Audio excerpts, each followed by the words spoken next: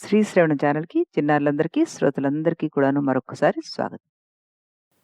మనోజవం మారుతతుల్యవేగం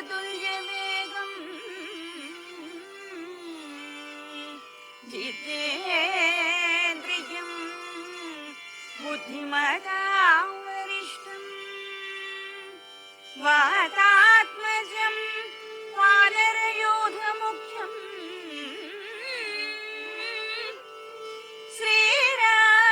శ్రీరామదూతం శిరసా నమామి శ్రీరామదూతం శిరసా నమామి శ్రీరామదూతం శిరసా నమామి శిరసా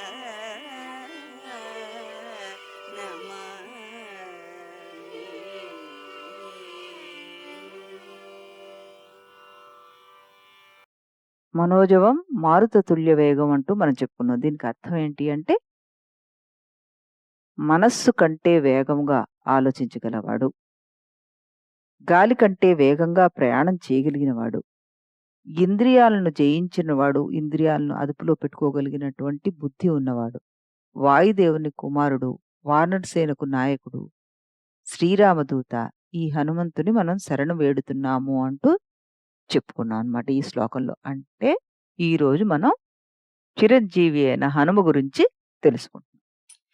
వాయు ప్రసాద జననాత్ వాయుపుత్రో నిత్యసే అంజనా గర్భజననాత్ ఆంజనేయస్తతో భవాన్ కేసరి క్షేత్రజన్యత్వాత్ పుత్రః కేసరిణః కపేః హనువజ్ర ప్రహారార్థి హనుమానితి నామతే. మరి ఈ శ్లోకానికి అర్థం ఏంటి?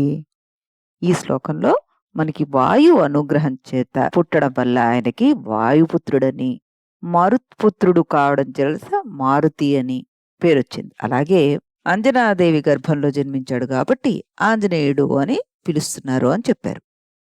కేసరి సతి యందు పుట్టడం చేత వానరుడైన కేసరి పుత్రుడుగాను, హనుమ అనగా దవడ, హనుమనందు వజ్రాయుధం తగిలింది కాబట్టి హనుమంతుడనిను ఆయనకి పేరు సార్థకమయ్యాయంటూ ఈ శ్లోకం మనకి చెప్పింది. అలాగే ఇక్కడ రచయిత ఏం చెప్తున్నారంటే, హను అనే శబ్దము ఒక దవడనే సూచించట్లేదు. హను అన్న ధాతు నుంచి వచ్చిన ఈ శబ్దము జ్ఞానం అన్న అర్థాన్ని కూడా సూచిస్తోంది అంటూ ఇక్కడ రచయిత పేర్కొన్నాడనమాట.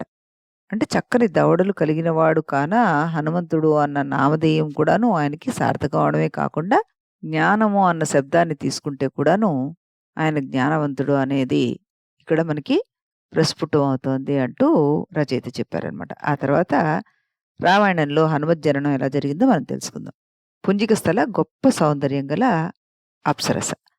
ఆవిడ శాపవశాత్తు కుంజరుడు అనే వానర శ్రేష్ఠుడికి కూతురై వానర స్త్రీగా జన్మించింది. కామరూపం కలిగి అంజన అన్న పేరుతోటి సార్థకమైంది. కేసరి అనే ఒక వానరుణ్ణి పెళ్ళాడింది ఈవిడ. వానర స్త్రీ అయినా కూడాను ఆవిడ చాలా సుందరంగా ఉండి కామరూపం కలిగి ఉంటుండేదన్నమాట.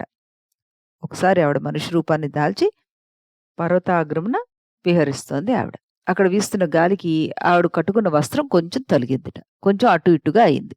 అప్పుడు ఆవిడ సౌందర్యానికి ముగ్ధుడైన వాయుదేవుడు మోహితుడై అంజనాదేవిని ఆలింగనం చేసుకున్నట్ట. ఆవిడ వెంటనే త్రోటుపాటు పొంది, ఎవరు నా పాతివ్రత్యాన్ని చెరగొరుతున్నారు అంటూ గట్టిగా అడిగిందిట.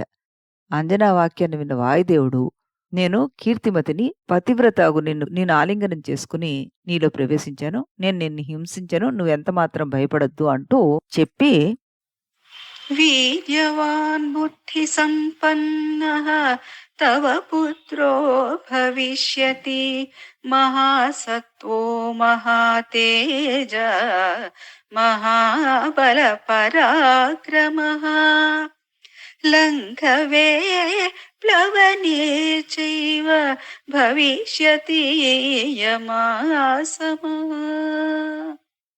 నీకు మహాపరాక్రమశాలియు, బుద్ధివంతుడు, మహాబలశాలి, మహాధైర్యశాలి అయిన కొడుకొకడు పుడతాడు.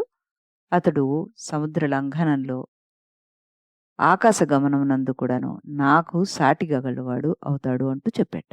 ఆ తర్వాత వాయుదేవుని మాటలు విని ఆవిడ సంతోషంతోటి గుహలోకి వెళ్ళి ఒక వానర శ్రేష్ఠుడికి జన్మించింది.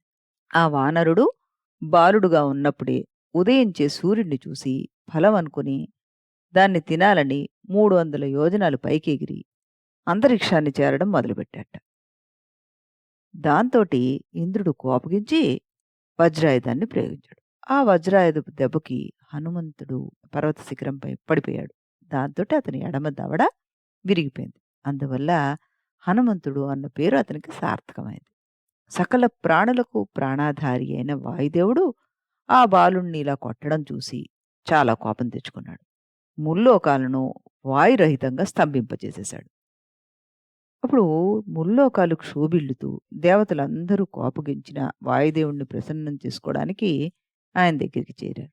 బ్రహ్మదేవుడు వాయుదేవుడికి నచ్చచెప్తూ ఏ అస్త్రము బాధింపబడకుండా నేను హనుమకి వరాన్నిస్తాను అంటూ చెప్పాట. ఆ తర్వాత దేవేంద్రుడు తాను వరం ఇచ్చాట. స్వచ్ఛంద మరణం కలిగేలాగా వరం ఇచ్చాట. నా తేజంలో 100వ భాగాన్ని ఆంజనేయునికి ఇస్తున్నాను. ఆ కారణంగా చక్కగా మాట్లాడే నేర్పు, బుద్ధి కుశలత, స్పష్టమైన కంఠస్వరం, ఆరోగ్యం ఇతనికి కలగడమే కాకుండా శాస్త్రజ్ఞానంలో ఇతనికి సాటి మరెవరు ఉండరు అంటూ సురుడు వరాన్నిచ్చాడు. తర్వాత వరుణుని నీళ్లతో గాని పాశాలతో గాని కూడాను ఇతనికి చావు ఉండదు అంటూ సూర్యుడు వరాన్నిచ్చాట.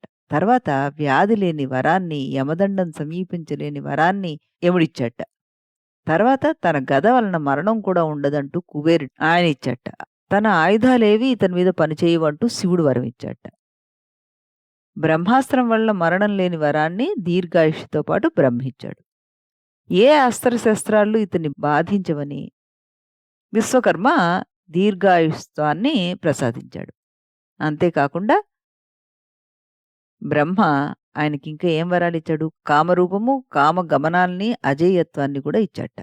రాముడికి రాక్షస సంహారంలో సహాయభూతుడు అవుతావు అంటూ కూడాను చెప్పాట. ఈ వరాల బలంతోటి, మదబలంతో అతను ఋషుల ఆశ్రమానికి వెళ్ళి నారబట్టలన్నీ చింపేసి, అగ్నిహోత్రాలన్నీ ఆర్చేసి, పాత్రలన్నిటినీ పడగొట్టేసి, గెంతులేస్తూ ఆశ్రమాన్ని ధ్వంసం చేస్తుంటే మహర్షులంతా కూడాను ఈ బాలుణ్ణి విసుక్కుని నీ బలాన్ని నువ్వు మర్చిపోతావు పో అంటూ శాపం పెట్టారట. ఎవరైనా నిన్ను పొగిడితే మళ్ళీ అది తిరిగి గుర్తుకొస్తుంది అంటూ ఒక శాపం లాంటి వరాన్ని ఆయనకి ప్రసాదించారు. ఈ రకంగా మనం హనుమత్ జననం గురించి మనకి రామాయణంలో ఏం చెప్పబడింది అన్నది తెలుసుకున్నాం. రేపు మనం ఇంకా ఇలాగే భవిష్యత్తు పురాణంలో, పరాశర సంహితలో, బ్రహ్మ పురాణంలో ఈ హనుమ జననానికి సంబంధించిన వివిధ రకాల అంశాలని మనం తెలుసుకుందాం. అంతవరకు సెలవు.